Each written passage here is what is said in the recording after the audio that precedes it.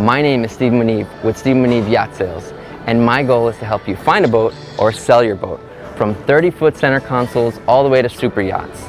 You can always connect with me through phone, email, or any of my social media channels. I'll see you on the water. You've earned it.